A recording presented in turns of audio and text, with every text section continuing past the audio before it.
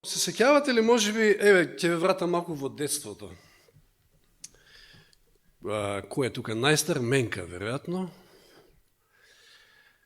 Менка, во твое време, кога беше дете, така да речеме, 10 години, имаше телевизија или немаше?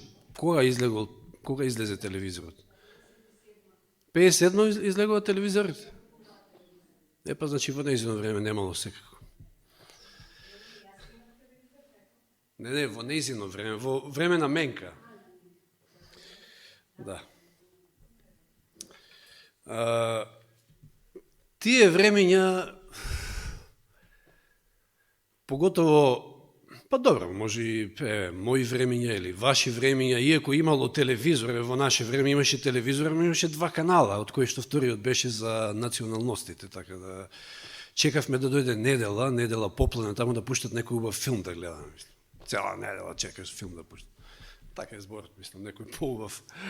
Недела поплавне, така обично знаеа да пуштат, колку ја што се сеќавам филм. 7:15, да, мечето ушко. Како беше? Да, тоа беше премија за во наше време, тоа беше. Том и Џери. Да ве вратам малку во детството, пошто тогаш кога немаше телевизија, поготово па денешно време кога немаше ни интернет, беше за нас непознаница голема тогаш, повеќето бевме од времето надвор. Надвор и игравме разноразни игри. Сега ќе ви подсетам на некои игри, ќе ги кажувам онака на Светениковски, да видам дали ќе се сетите на што. Добро, фудбалот беше прво, број 1, за мене барем. Фудбал веќе знаеме што е. Тенисот исто, или модифициран тенис, да кажам, не баш оној професионален. Миженичка. Добро, или криенка, како викате. Жмурка. Ортома. Со јаже, да, сеќавате. Ова не знам дали ќе го погодите тешко. Кулубајчиња.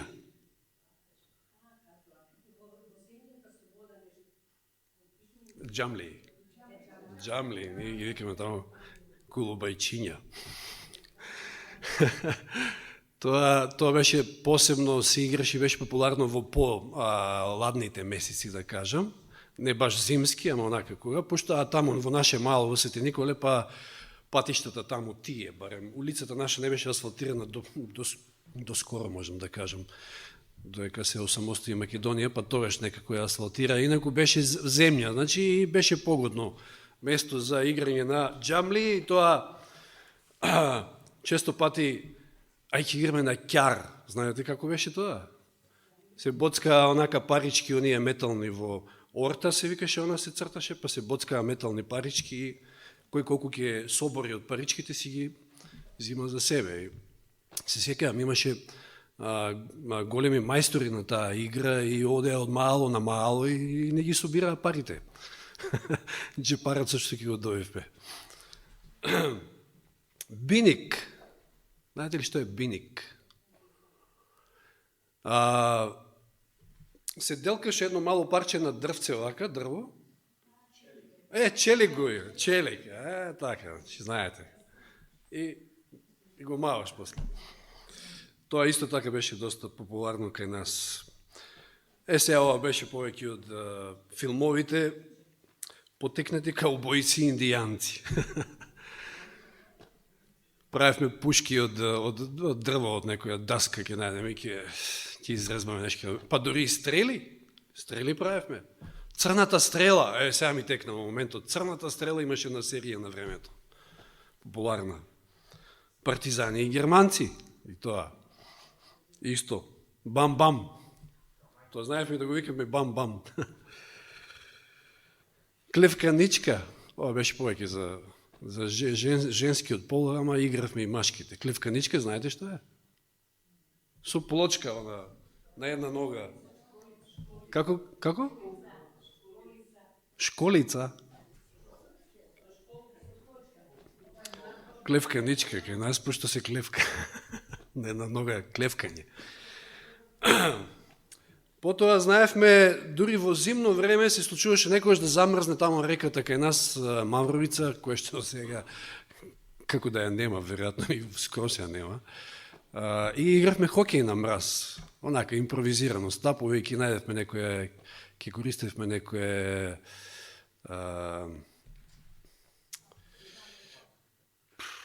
да, како пак ни служеше некоја конзерва од месен нарезок или нешто така.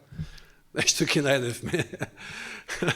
Беше интересно, се сеќавам еднаш ми пропадна ногата во мразот и како ќе си отидам дома, ќе ме видат дома родителите, па ќе ме караат по ова, по она, ломбев до колено.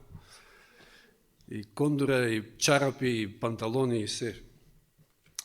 Организиравме и разни игри без граници, знаете, тогаш на времето во Југославија беа оние игри без граници на телевизија, па ние така си креиравме некои игри, во мало, де трчање, де нешто скокање, де така натаму и така натаму. Значи, неверојатно беше тоа детство тогаш. За разлика од денес, кога децата тешко да ги извадите надвор, па гледате градоначалниците имаат мака, прават терени, да имавме ние такви терени тогаш. Значи, не знам, тоа ќе беше наистина. А не, ќе ставивме 2 камења и гол. Ајде, фудбал. Но ете, наистина, денеска тешко да ги извадите децата надвор, но дали некоја сте играле игра венчавка? Склопување брак, да кажем. Или погреб? Подалеко се. Кој би сакал такво нешто? Меѓутоа, знаете ли дека израелските деца практикувале да играат вакви игри? Тоа биле 2 настани, значи свадбата и погребот биле 2 јавни настани, нели, онака видливи за секој. Каква телевизија, какви глупости, нели, знаеме за кој век зборуваме. И знаеле да практикуваат, барем тоа Исус го користи во една прилика. Значи, венчавка или погреб. Да отвориме во Лука 7 глава.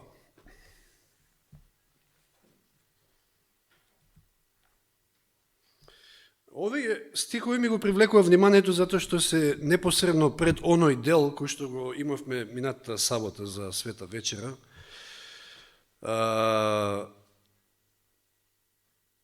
Нели, со Симон Лепрозниот и случувањето таму. Значи, овие се малку погоре стихови, читаме Лука 7 глава 31-32 за почеток и ги прочитаме. Исус вели вака, а со кого да ги споредам луѓето од ова поколение, од оваа генерација, со кого да ги споредам? Кому му се слични? Прашање. И вели 32 стих, тие се како децата кои седат по пазариштата и си викаат едни на други, ви свиревме и не игравте, ридавме и не плачевте. Пазариштата овде не мора да се мисли дека е тоа некој пазар, туку самите улици тамо во Израел, тука се тргувало меѓу себе, размена се вршило така натаму. Значи по улиците едноставно седнале група деца на една страна, другите на друга страна и едните им викаат свириме, не играте, значи весела музика, свадба, еве. Ридаме, плачеме, не плачете со нас. Значи никако не ви се угаѓа со други зборови. Не знаеме да ви погодиме. Ова било пред се адресирано на израелскиот народ, општо кажано, меѓутоа пред се до фарисеите и црквените водачи во тоа време кои што го отфрлиле Јован Крстител, неговата вест, неговата мисија воопшто и неговото крштевање. Знаете дека Јован крштевал со вода. Ако ја читаме цела глава во Лука, 7 глава, значи, едно резиме ќе дадам. Прво, исцелувањето на стотниковиот слуга, знаете, оној настан, прекрасен настан на вера, случка на вера, каде Исус го пофалува стотникот за неговата вера. Потоа следи воскресението на синот на вдовицата од Наин и оттаму се разнесува глас по цела Јудеја за Христа, за сите овие чуда што ги правил. И чуле Јовановите ученици за тоа. А Јован е во затвор во тоа време и бара од учениците да го прашаат Исуса дали е тој Месијат или да чекаат некој друг. Често пати сестра Олица знае да се наврати на овие стихови. Исус почнал да лекува, да прави чуда пред нив и им вели, што им вели? Еве, видовте тоа што чувте, одете и кажете му. И потоа, од тука, вниманието на слушателите го свртува на службата на Јована, на Јован Крстител. И читаме од 24 од сега стих, значи погоре, 7 глава Лука, од 24 стих. А кога се отидоа учениците Јованови, тој почна да му зборува на народот за Јован. И едите што им кажува. Што излеговте да видите во пустината? Трска ли што се лулее од ветер? Далеко од трска Јован не беше трска што се витка. Знаете, без кичмењак. Не. Но што излеговте да видите? Човек ли облечен во меки алишта, во фини алишта? Како беше облечен Јован? Да, камелски влакна, појас таму како беше. Во Марко 1.6 вели, а Јован носеше облек од камелски влакна и појас од кожа околу половината своја и се хранеше со скакулци и див мед. Чудак, чуден човек во пустина, таму осамен, аскетски живот живее, чудно облечен, се храни со скакулци и мед. Се тука некој велат, тоа било рогач, ама и нека се и скакулци, знаете дека Библијата дозволува некои врсти на скакулци да се јадат. Значи, јестиви се, мислам, ако читате таму во Левицка или која беше книга, каде што Господ преку Мојсе ја дели храната на чиста и нечиста. Меѓутоа, каква е оваа диета, ми се молам? Скакулци во мед, да речеме, како нели оревчиња или не знам што кој ставаме во мед, скакулци во мед. Посластица, онака, скакулци. Го вадите како десерт. Гостин ви доаѓа, скакулец од мед вадите како десерт. Како и да е. Чуден во секој случај. Што излеговте да видите? Човек ли облечен во меки алишта, во фини алишта? Ете, оние што се облекуваат убаво и живеат богато по царски палати се. Јован не беше така облечен. Туку што излеговте да видите? Пророк ли? Да, јас ви велам и повеќе од пророк.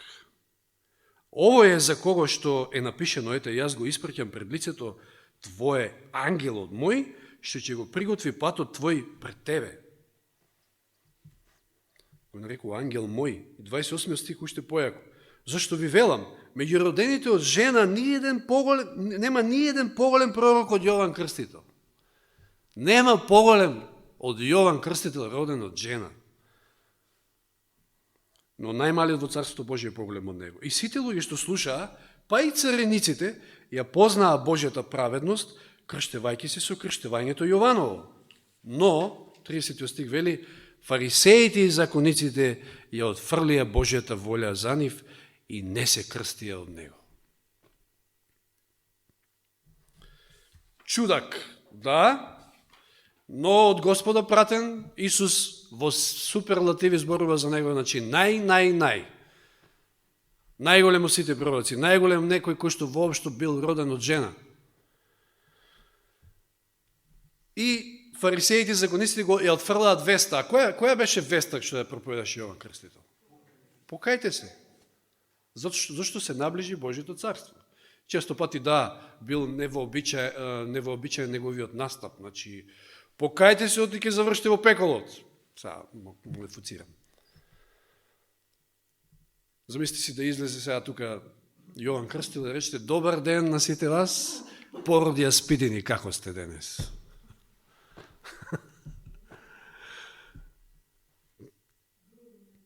Грубо звучи, а? Меѓутоа, Исус за него вели дека бил најголем од пророците.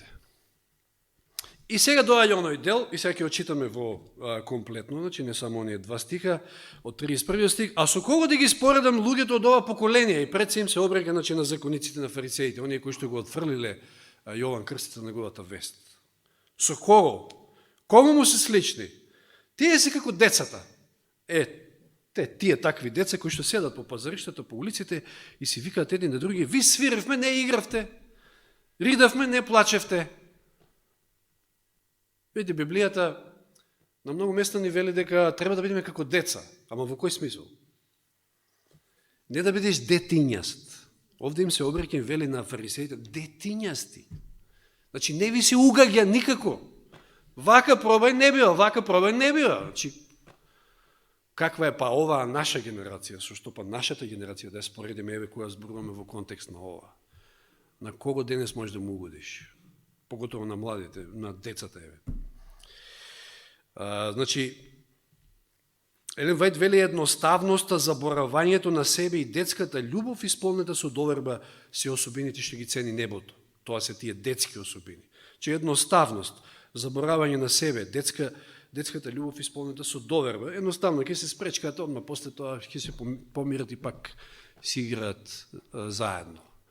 Тоа да, ама не да бидеш детињаст, па возрасен, па детињаст како дете. Незрел, да. И сега 33 стих. Зашто дојде Јован Крстител, сега им кажува што сушност мисли со тоа. Дојде Јован Крстител, ниту јаде леп, ниту пие вино, и вие велите: бес има, полне со демони, демонизиран. Да, значи аскетски живот, некоја диета скромна, не јаде, значи, ни леп, ни пие вино, ни седнува по кафани и не знам, било на такви јавни места, живее во пустина, и вие овој бес има, значи. Забегал. А после дојде човечкиот син, дојде Исус, кој јаде и пие, значи оди и по кафани. Исус одел по кафани. Со причина, нормално. Значи не е страшно ако седнете некојаш во кафана, да се разбереме. Јаде и пие, вика, вие велите: ете, изедник и пијаница, пријател на цариниците и грешниците. Еве го, со грешниците седи, се меша со нив. И 35 век и вели: ја оправдаа мудроста сите нејзини чеда. Значи мудроста ја оправда и Јован Крстител, ја оправда и синот човечки, меѓутоа вие сте немудри, вие сте детињасти, на вас не ви се угодува. Било вака, било така. Значи, што видовме од оваа парабола, да кажеме кратка парабола со децата што се спомнати? Имаме два вида на музика овде. Значи, една весела, друга таговна. Така пееше еден наш. Деспина, како се викаше таа песна? Добро да слушате, да. Ја вака нафрлам по некој, знаете, гледате така по нешто, по некој пејач, за да видам што слушате, бе, луѓе, нешто. Не ми текнува. Па не е ни моја работа, да ви кажам што слушате дома и како... Не, уопшто не е моја работа. Се шегувам. Значи, една весела, друга таговна. И сега прашањето е во оваа парабола, иако на некој начин малку објаснува овде Исус, кој што свири овде? Спомнате се Јован Крстител и Исус. Кој што свири? Кој каква музика свирал? Го спомнавме Јован Крстител како настапува. Покајте се, оти ќе одите во пеколот. Ова е погребен марш, може да кажеме. Отидовте у смрт, готови сте, ако не се покајате. Ми текнува сега на времето тоа се правеше, по улиците во Свети Николе, кој ќе умре некој. Ако има повеќе пари така да плати онаа музика погребна, знаете, оркестар одеше напред.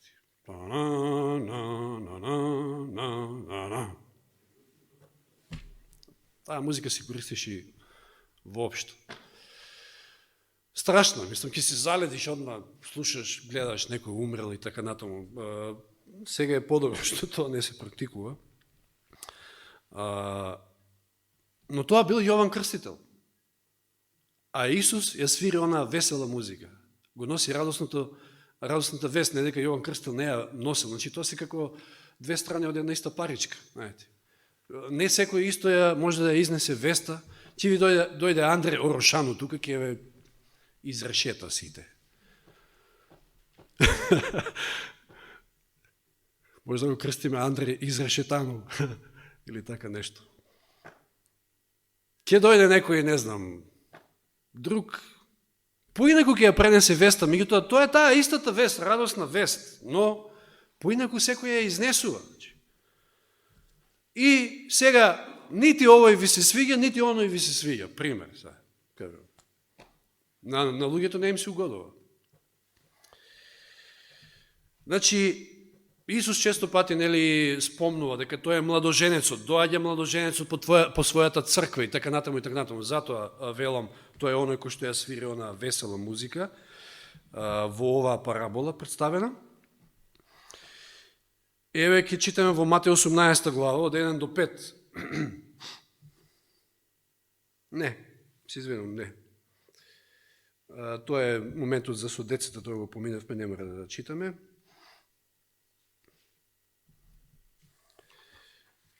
Значи, Јован бил посебен, одвоен од општеството, така речи, во пустина, со посебна диета, а сега читаме за Исус во Матеј 9 глава. Значи, Исус Матеј 9 глава од 9 до 15. Матеј 9 од 9 до 15.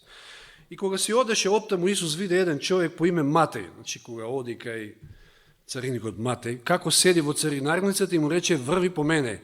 И тој стана и тргна по него. И кога седеше Исус на трпеза дома, одеднаш мнозина цариници и грешници дојдоа и седнаа до него и до учениците негови.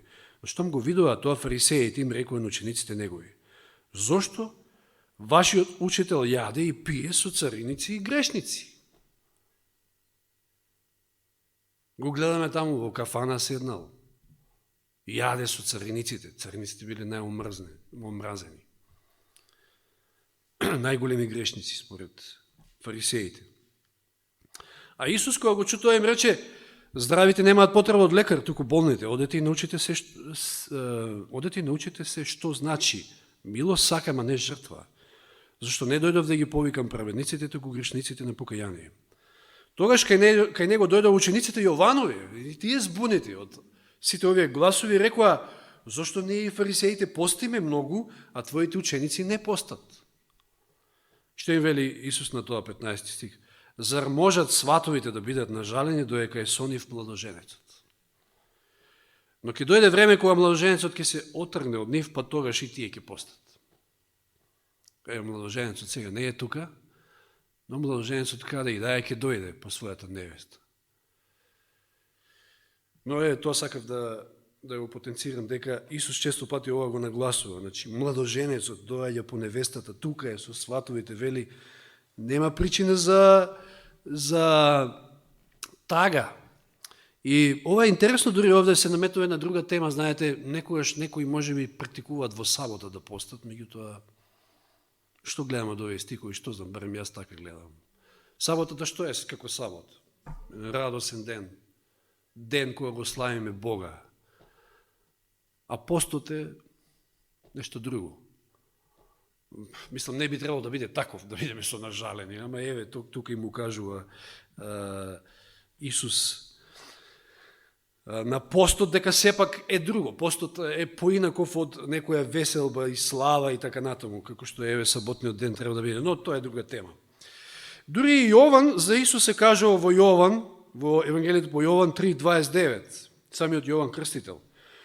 Оној вели, Јован 3.29, оној што ја има невестата е младоженец, а пријателот на младоженецот, кој стои и го слуша, многу се радува на гласот од младоженецот.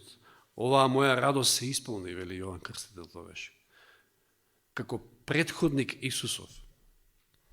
Значи, тој го подготвил патот, доаѓа Исус, проповеда Евангелие, не дека Јован Крстител не проповедал Евангелие, тоа пак да сме начисто, меѓутоа или ваков, или онаков начин на изнесување на веста, сепак тоа е Евангелието, доближено до ваква категорија на луѓе или инаква категорија на луѓе. Значи, не можете вие со секого шаблонски овака да настапувате кога ќе изнесувате веста. Но, проблемот овде со фарисеите и со повеќето од израелците и законниците е што никако не им се угаѓало. Што е проблемот? Кој е проблемот? Зошто Јована не го слушале, иако бил доста популарен тоа време, знаете, доаѓале мноштво на луѓе се крштевале, а и Исус на почетокот бил популарен, го следело мноштво и него не го слушале. Еве што вели Елен Вајт во Купнежот. Фарисеите не ја прифатиле дејноста на крстителот. Подбивно укажувале неговиот трезвен живот, на неговите едноставни навики. на неговата проста облека и го прогласиле за фанатик. Види го овој. Нити се меша со народ, не знам што. Јаде скакулци и мед. И ништо друго. Фанатик. Се подбивале со него, затоа што го откривал неговото лицемерство, им се спротивставиле неговите зборови и се обиделе да го подбунат народот против него, па дори Јовановите ученици, самите негови ученици. Значи, што бил проблемот? Затоа што бил отворен. Отворено изнесувал веста, немал влахно на јазикот. Знаете, кого представува Јован Крстител? Вториот Илија. А ние треба да сме третиот Илија. Епа, сега и нашата вест, размислите каква треба да биде. Радосна е, да, меѓутоа, кога треба да се укори гревот, треба да се укори гревот, без влакно на јазик. И затоа што биле погодени, затоа што го открил нивното лицемерство, му се спротиставиле. Божиот дух, вика, ги подкренал срцата на овие подбивачи, осведочувајќи ги за гревот, но го отфрлиле Божиот совет. Значи, биле поттикнати од Светиот Дух, но го отфрлиле Божиот совет и изјавиле дека Јован е опседнат со ѓавол. Опседнат. Сега, кога дошол Исус, дружејќи се со народот, јадејќи и пиејќи на нивните трпези, го обвинувале дека е ненаситник и пијаница. Оние што го обвинувале, самите биле виновни. Како Бог што бил погрешно представен со тоа што сатаната му ги припишал своите собствени особини, еве денес зборувавме за тоа како перфидно, на каков перфиден начин,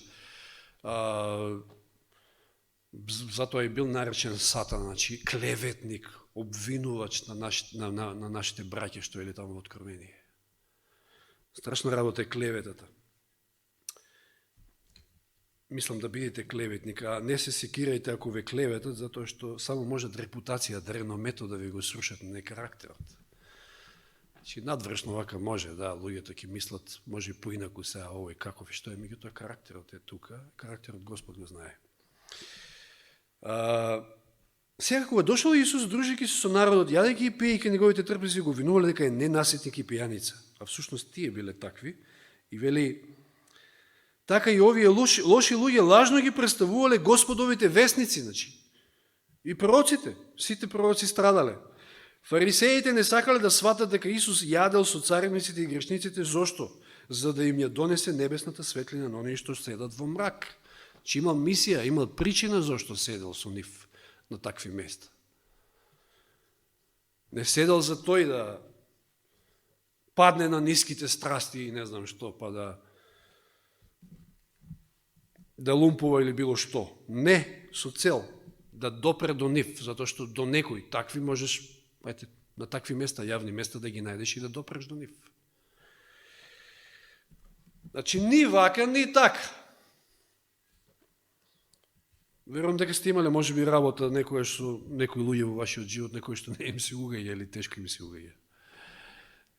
Што сакаш прави, не можеш да им угодиш. Што сакаш прави? Не знам како да се изразам, ама. И сега денешната генерација, каква е денешната генерација? Па гледате што се случува, луѓе, значи страшна работа. Кој беше последен случај, не ми текнува, веќе толку многу ги има. Дали во Србија беше тоа, татко и син или така нешто се фрлаат од прозорец? Еден куп има такви настави. Што се случува со овој свет? Или му го зел телефонот од раце и овој губива таткото. Не му дава телефонот, како? Страшна работа. И сега Евангелието е едно. Ние, како тие кои што сме повикани да го проповедаме Евангелието, не можеме да го модифицираме тоа Евангелие. Евангелието е едно. Може да поинаку да го изнесуваме. Секој од нас има дар на говор со двете, значи, или не знам, одредени други дарови, па може да го изнесе вака или онака. и може да биде интересен за една група на луѓе или за друга група, како и да е, но Евангелието е едно. Не може да се модифицира и да се прави од него некое друго Евангелие. Што вели, еве ќе читаме, ќе завршиме со овој дел во Галатјаните 1 глава, Павле што ни вели, Галатјаните 1 глава.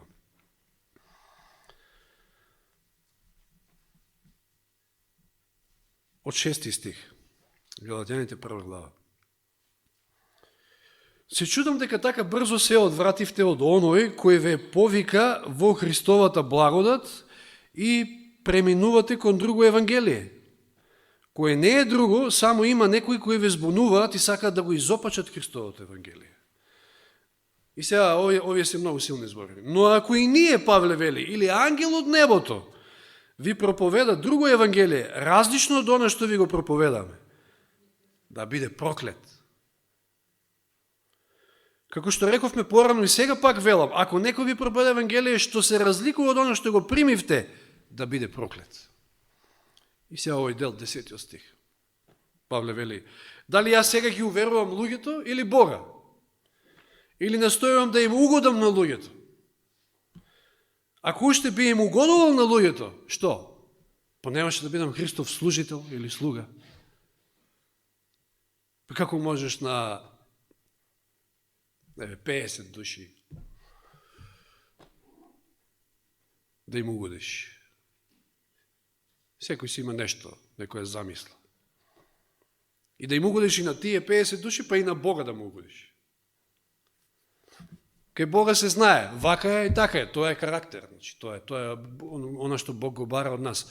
Ако е вака, вака е, ако е така, така е, ако е бело, бело е, црно, црно е. Не може сега вака не бива, онака не бива, па како бива тоа?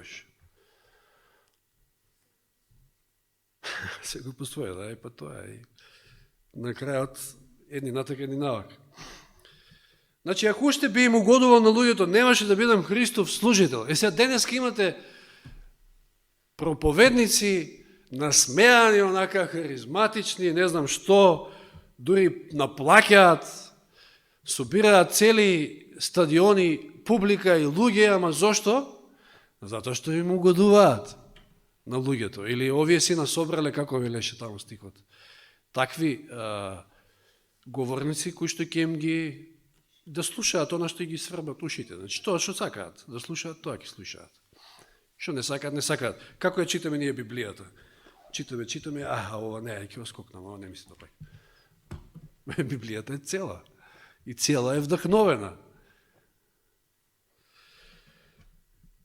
Значи, да, точно е дека на некои не можеш да им угодиш никако, меѓутоа ние како христијани и Христови следбеници пак не треба ни да се трудиме да им угодуваме на луѓето. Да, точно е. Како што вели Павле, на не зна божци им бев како не зна божец, на не знам, на грците им бев како грки и така натаму, со која цел? Да ги придобиам. Еве се мешам со нив и треба да се мешаме, тоа е точно, до известна граница, еве како и самиот Исус, читавме зошто можел да седне во кафана, да седне со царник или блудница, да дозволи да му ги мие нозете и да му ги допира нозете и така натаму, да му ги бриче со коса и така натака.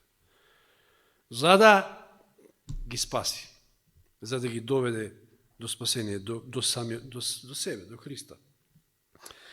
Но не смееме да паднеме на тоа ниво, да им угодуваме, да се трудиме да им угодиме на луѓето, не знам, вака или онака или било што, само за да бидат дел од нашата црква, пример.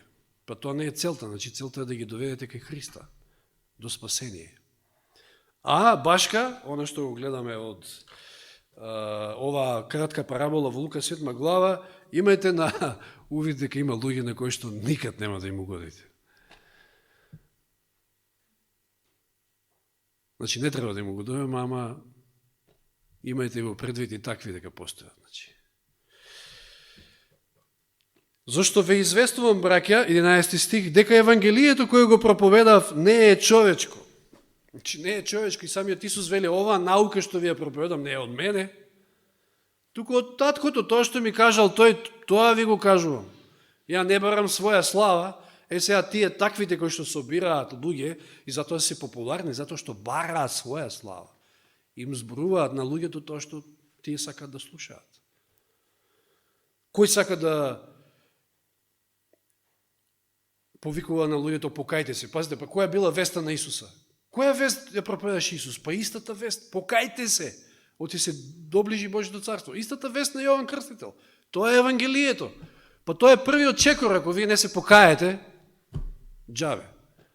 Непокајаниот грев што значи? Крај, пропаст за вас. Смрт. Значи, зашто ви известувам, браке, дека Евангелието кое го проповедав не е човечко, бидејќи ниту јас го примив од човек, ниту го научив од човек, туку преку откровението на Исуса Христа. Павле го прими од Исуса Христа, Исус го прими од Отецот, а ние го примаме и од Павле и од сите овие кои што вдахновени од Божиот дух, ни го оставиле како аманет на нас, да и ние можеме да ги запознаеме останатите луѓе со него, со Словото, со Евангелието, со вистината. Господ нека ни помогне. Во изнесувањето на веста, на другите, меѓутоа треба и да се испитаме ние самите. Еве, кога станува збор за карактерот, затоа што карактерот е најважен, манете ја репутацијата, карактерот е најважен, испитајте се и видите да не сте па вие некој таков на кој што не му се угаја. И креирате проблеми на тој начин. Нека му е слава на Бога, за се има нешто совети во Библијата, така да, ако читаме онака не скокајки, ќе наидеме на секакви совети, Господ нека ни помогне да ги примеме неговите совети, да живееме со негова помош по Божја волја. Амин.